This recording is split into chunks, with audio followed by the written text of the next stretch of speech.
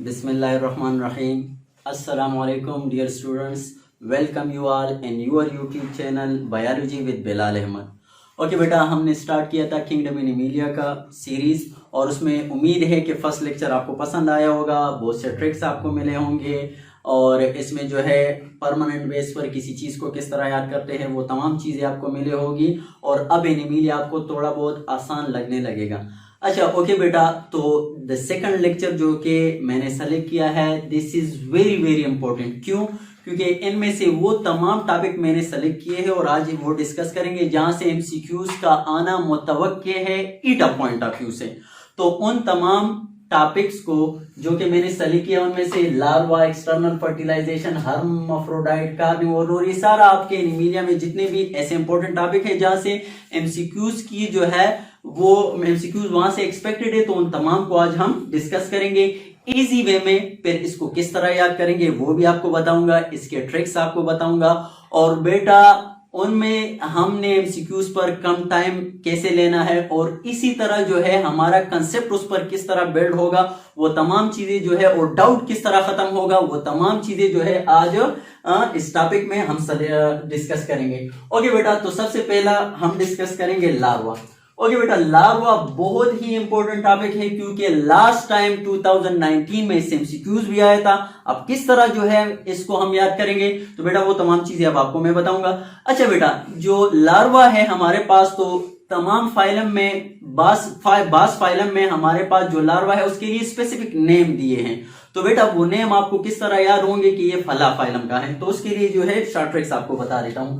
तो बेटा जब लार्वा आ जाए तो लेट सपोज आपने याद करना है पी और सी, सही। इसी तरह आपने याद करना है जी, तो जी के साथ एम, जी एम, सही। पी सी तो आप जानते हो थोड़ा, और जी एम गुलाम मोहम्मद, चलो इस तरह से आप याद करो। इसी तरह पी सी जी एम और बी ई, डन। अच्छा बेटा, इसके अलावा जो है टो, टी ओ और उसके साथ एच, और इसी तरह जो है ट्रा, टी आर और ए, और ये एक लार्वा ये वेल नोन है तो ये ऐसे ही मैं लिख देता हूं टेडपोल। टेडपोल ये तो सबको पता है, ये किस में होता है, ये एम्फीबियन में होता है, सही। तो अगर आ जाए कि tadpole larva is form by dash, तो कौन सा बेटा, तो एम्फीबियन, ये तो सिंपल है। अच्छा बेटा, अब जो है P C G M B E T O और H O T R A, इससे क्या मुराद है, तो बेटा पी से मुराद है प्लेन्यूला। तो अगर आ जाए प्लेन्यूला लार्वा, प्लेन्यूला अगर जिक्र हो किसका, प्लेन्यूला का, तो आपके एमसीक्यूज में पी लफ्ज आ गया प्लेन्यूला, तो आपने फिर चॉइस में जो है सी को तलाश करना है और सी से मुराद क्या, सैलंट्रेट। तो बेटा प्लेन्यूला लार्वा जो है वो कौन बनाता है, सैलंट्रेट बनाता है। इसी तरह अगर आ जाए जी एम, सही, जी, तो जी अगर लार्वा में आ जाए तो जी से मुराद क्या है, ग्लाचिडियम लार्वा, ग्लाचिडियम लार्वा। तो फिर जब जी आ जाए तो आपने नेक्स्ट मैंने आपको बताया जी एम, तो फिर चॉइस में आपने तलाश करना है एम को और एम से मुराद मोलस्क। अच्छा, इसी तरह अगर आ जाए बी, लार्वा में आ जाए बी, बाइपेनेरिया लार्वा, तो इससे मुराद क्या है, बाइपेनेरिया लार्वा। तो अगर आ जाए बाइपेनेरिया तो बी आपको मिल गया है लार्वा में, तो फिर आपने तलाश करना है ई को चॉइस में और ई से मुराद एकाइनोडर्म, एकाइनोडर्म। और इसी तरह अगर आ जाए टो, तो टो से मुराद क्या है, टॉर्नेरिया लार्वा, टॉर्नेरिया लार्वा। और अगर आ जाए तो फिर आपने एच को तलाश करना है, एच से मुराद हीमिकार्डेट। और इसी तरह अगर आ जाए ट्रा, तो एक टी आर ए, तो बेटा ये है ट्रोकोफोर लार्वा, ट्रोकोफोर लार्वा। तो बेटा इसके लिए फिर टी आर के लिए आपने किसको तलाश करना है, ए, और ए से मुराद एनालेड्स। तो बेटा ये, और यही था, यही वो एमसीक्यूज था जो कि 2019 में आया था, इससे यहां पे एमसीक्यूज आया था। और टेडपोल से मुराद है एम्फीबियन, तो इसीलिए बस सिंपल आपको जो है बाकी नाम और ये सब कुछ याद करने की जरूरत नहीं है। ये पहला पी सी, सही, पी जब आ जाए तो आपने सी को तलाश करना है, जी जब आ जाए तो आपने एम को तलाश करना है, बी जब आ जाए ई को तलाश करना है, टी ओ जब आ जाए एच को तलाश करना है और टी आर जब आ जाए तो आपने ए को तलाश करना है। ओके बेटा, नेक्स्ट जो है वो है एक्सटर्नल फर्टिलाइजेशन। अच्छा बेटा, फर्टिलाइजेशन हमारे पास दो किस्म का होता है, एक एक्सटर्नल एक इंटरनल। तो एक्सटर्नल का मैं बता देता हूं, इसके अलावा क्या है, इंटरनल है। तो अब जो एक्सटर्नल फर्टिलाइजेशन है, सेकंड वन, एक्सटर्नल फर्टिलाइजेशन। तो आपके पूरे एनीमिलिया में एक्सटर्नल फर्टिलाइजेशन का कहां कहां जिक्र है, तो इसके लिए शॉर्ट आपने जो है ये टर्म याद करने हैं, ये फार्मूला याद करना है, और वो है मी हाफ। अगर आ जाए एक्सटर्नल फर्टिलाइजेशन तो आपने सिंपली याद करना है मी हाफ। एम से मुराद क्या होगा, मोलस्क।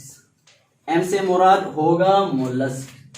तो एम से मुराद है मोलस्क। तो है एम से, अब मोलस्क में क्या है, एक्सटर्नल फर्टिलाइजेशन है। ई से मुराद है एकाइनोडर्म्स, और इसी तरह एच से मुराद है हेमिकार्डेट्स, और इसी तरह ए से मुराद है ए। अब ये दोनों ए है तो आपको मैं अल्फाबेटिकली ऑर्डर बताऊं, पहले एम आता है फिर एन, तो एम वाला कर लो एम्फीबियन, ए से मुराद एम्फीबियन, और फिर उसके बाद एम के बाद एन आ जाता है तो ए एन, एन से मुराद एनालिड्स, एनालिड्स। तो ये है हमारे पास, और इसी तरह अगर एफ आ जाए तो एफ से मुराद फिश। तो बेटा आपके सारे एनीमिलिया में एक्सटर्नल फर्टिलाइजेशन के बारे में ये तमाम जिक्र है। सिंपली आपने याद रखना है मी हाफ, एम से मुराद मोलस्क, ई से मुराद एकाइनोडर्म, हेमिकार्डियन, एम्फीबियन और एनालिड। इन सब में क्या होता है, एक्सटर्नल फर्टिलाइजेशन होता है। ओके बेटा, थर्ड जो टॉपिक है दैट इज अबाउट हर्माफ्रोडाइट।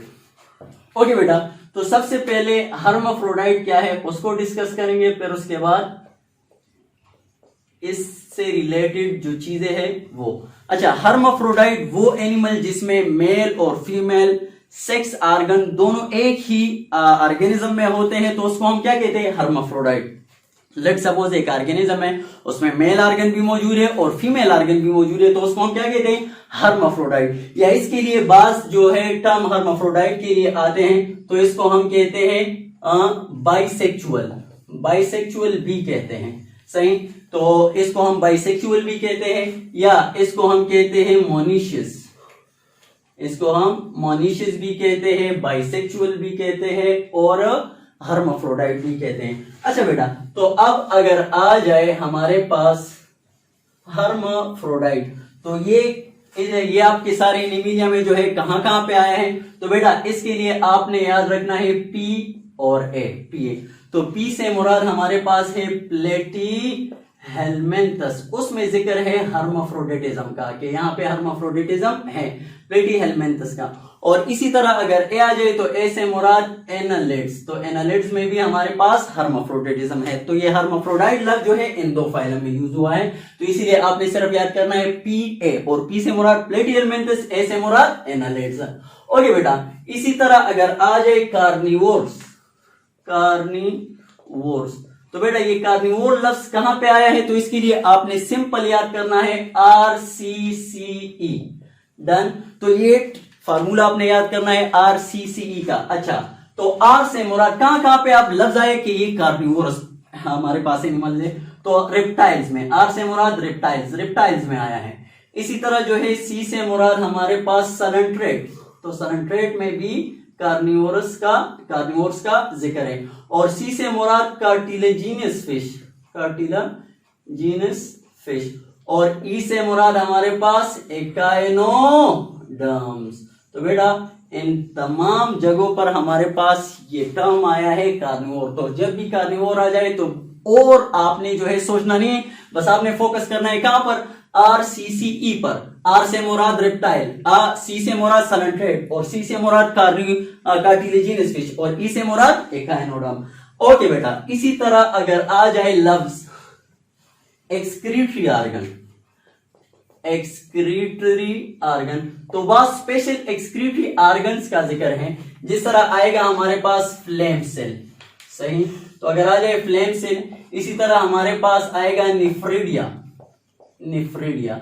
इसी तरह हमारे पास आएगा लॉन्गिट्यूडिनल ट्यूब्यूल, इसी तरह आएगा हमारे पास कागजल ग्लैंड, और सही flame cell, nephridia, longitudinal tubule, coxal gland और मल्फीजियन ट्यूब्यूल, मल्फीजियन ट्यूब्यूल्स। तो बेटा ये चर्न जो है एक्सक्रीटरी स्पेशल एक्सक्रीटरी ऑर्गन है। अब यहाँ पे अगर आ जाए फ्लेम सेल, कहां पे मौजूद है? प्लेटीहेलमिन्थस में। तो अगर आ जाए flame cell of the excretory organ of dish, तो आपने नाम देना है किसका? प्लेटीहेलमिन्थस का। इसी तरह अगर आ जाए निफ्रिडिया और the excretory organ of dish, तो बेटा आपने नाम लेना है एनालिड्स का। सही। और इसी तरह अगर आ जाए लॉन्गिट्यूडल ट्यूब्यूल, तो बेटा आपने नाम देना है किसका? एस्केलिमेंथस का। एस्केलिमेंथस का। और इसी तरह अगर आ जाए काक्सल ग्लैंड या coxal gland are also called green gland, इसको हम ग्रीन ग्लैंड भी कहते हैं। तो ये किस में है? तो काक्सल ग्लैंड या ग्रीन ग्लैंड ये हमारे पास क्रस्टिशियंस में है। क्रस्टिशियन।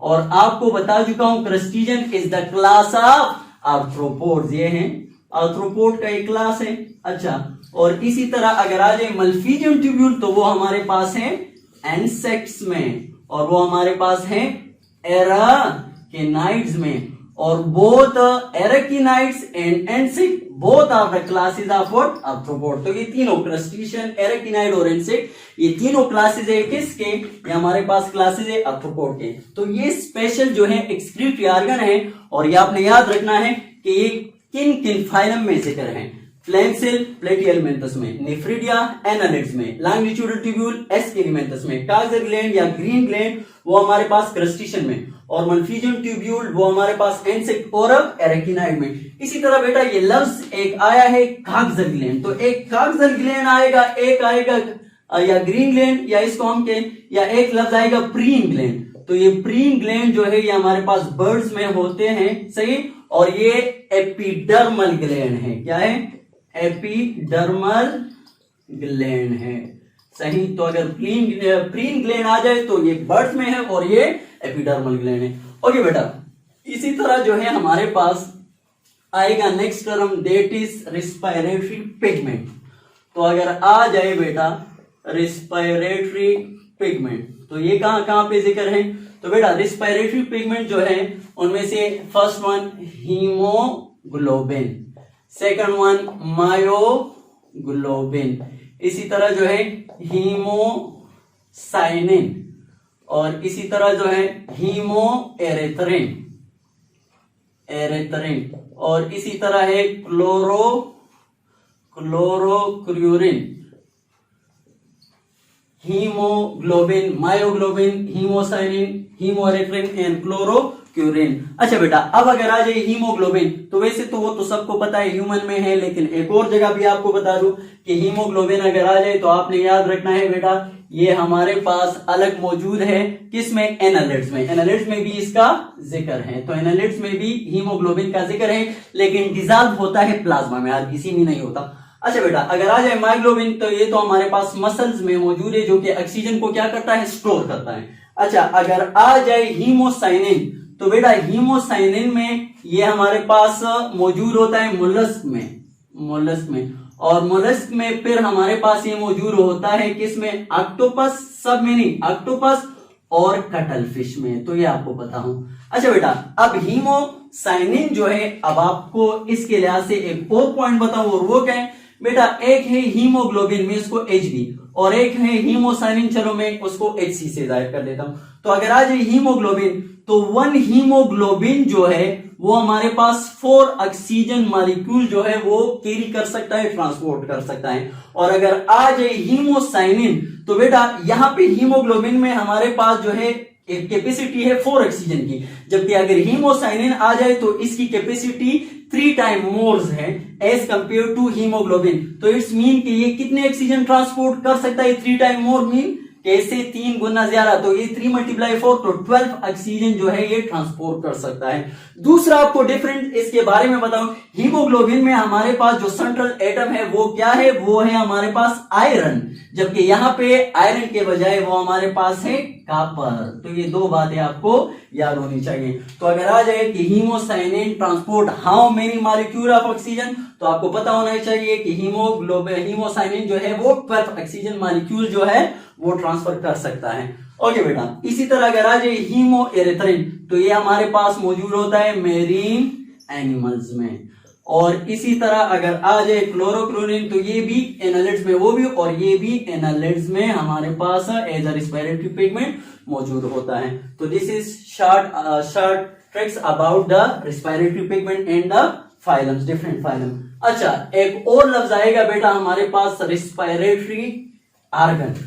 तो बेटा सिंपली रिस्पिरेटरी आर्गन ये मैं वो बता रहा हूं जो यूनिक है और ईटा पॉइंट ऑफ व्यू से बहुत जरूरी है।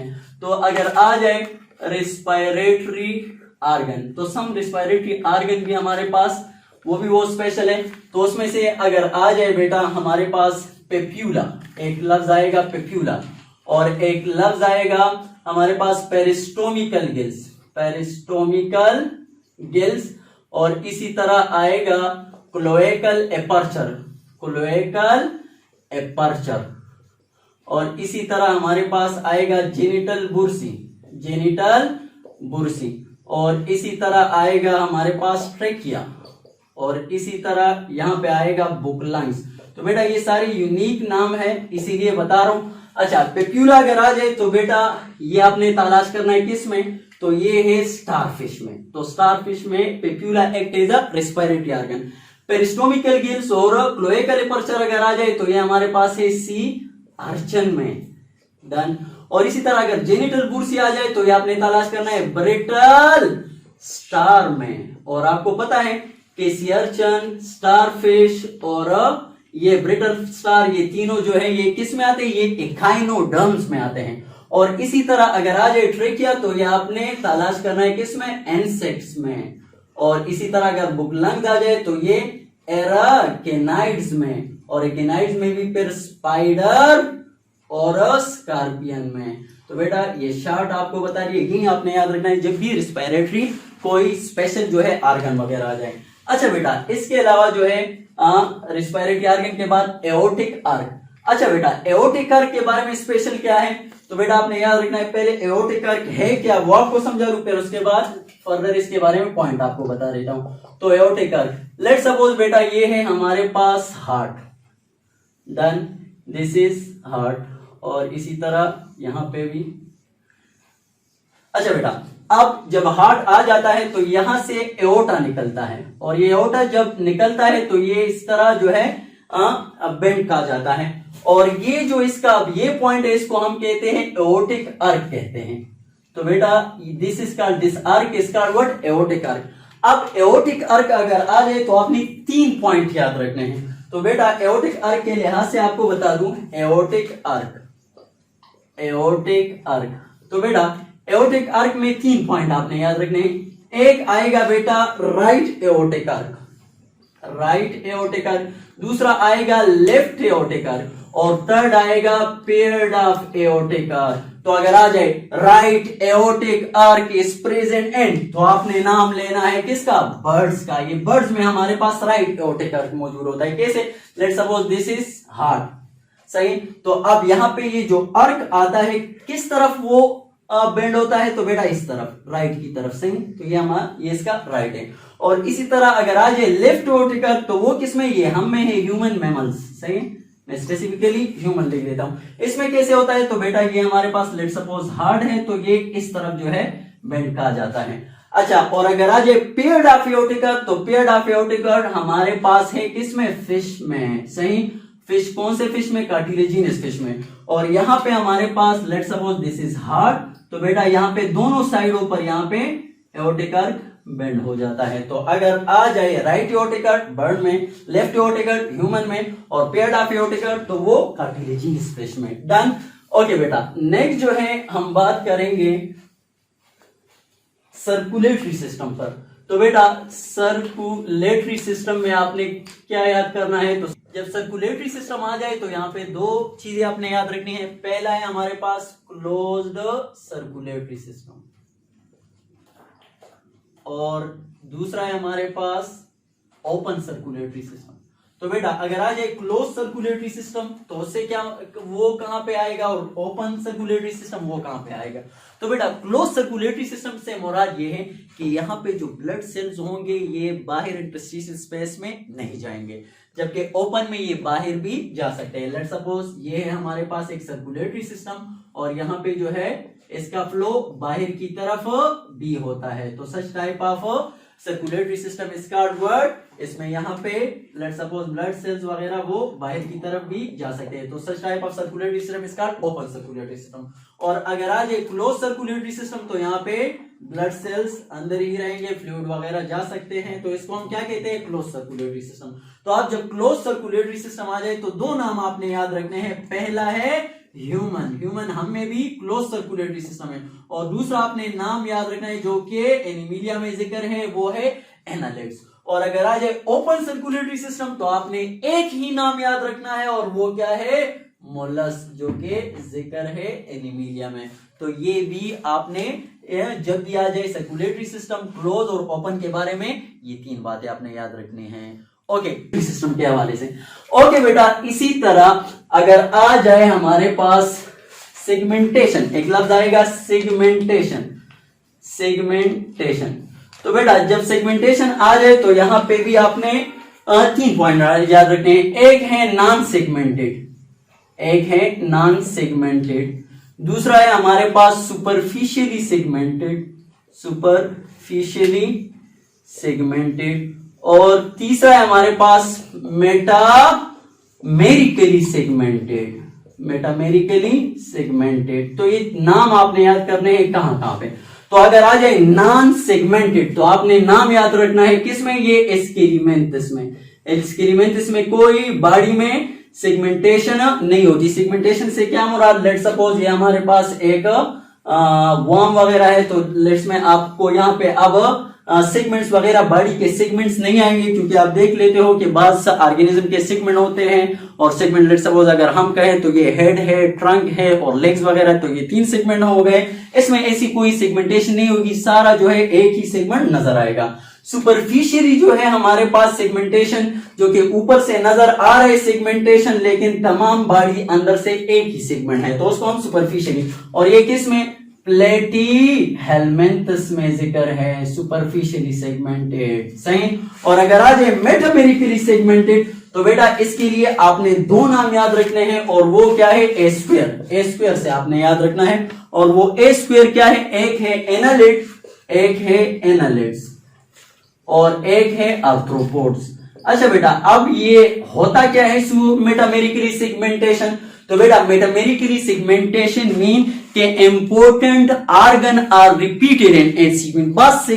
बस ऑर्गेनिज्म में जो ऑर्गन होते हैं, इंपोर्टेंट ऑर्गन, वो रिपीटेड होते हैं। लेट सपोज अगर अर्थवार्म का मेल लूं तो लेट सपोज ये हमारे पास अर्थवार्म और ये इसके डिफरेंट सेगमेंट हैं, तो इसके हर ऑर्गन में यहाँ पे हमारे पास क्या होते हैं, लेट सपोज अलग अलग लेग्स होते हैं, तो यहाँ पर लेग्स रिपीट हो रहे हैं। या यहाँ पे हमारे पास क्या होता है, हर ऑर्गन में यहाँ पे एक हार्ट होता है, लेट सपोज यहाँ पे, या हर ऑर्गन में यहाँ पे हमारे पास किडनी है, सही।